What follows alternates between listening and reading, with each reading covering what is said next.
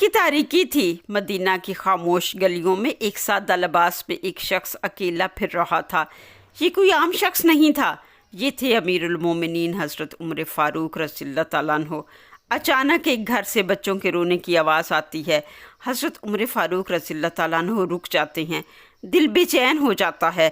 उस घर का दरवाज़ा नॉक करते हैं और देखते हैं एक खातून खाना पका रही है और इर्द गिर्द बच्चे बैठे रो रहे हैं। वो औरत से उन बच्चों के रोने का सबब पूछते हैं।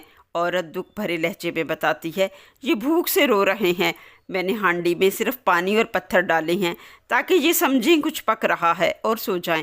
ये सुनकर उमर कांप उठे, दौड़ते हैं बैतुल माल की तरफ। आटा, घी, खजूरें और दीगर खाने पीने का साजो सामान उठाते हैं और औरत के घर की तरफ भागते हैं। खादम कहता है, या अमीरुल मोमिनीन, मैं उठा लेता हूँ। हज़रत उमर फ़ारूक रज़ियल्लाहु ताला अन्हु फरमाते हैं, क्या क़यामत के दिन भी तुम मेरा बोझ उठाओगे?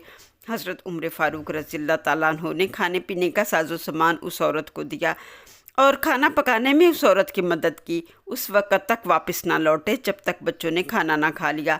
ये थे हज़रत उमर फ़ारूक रज़ियल्लाहु ताला अन्हु, खलीफा होकर भी रया के खादम। हज़रत मोहम्मद सल्लल्लाहु अलैहि वसल्लम फरमाते हैं, क़यामत के दिन अल्लाह के अर्श के साए में होगा वो हुक्मरान जो अपनी रया के साथ इंसाफ करता है। सोचें, क्या हमें भी ऐसा इंसाफ मुयस्सर है?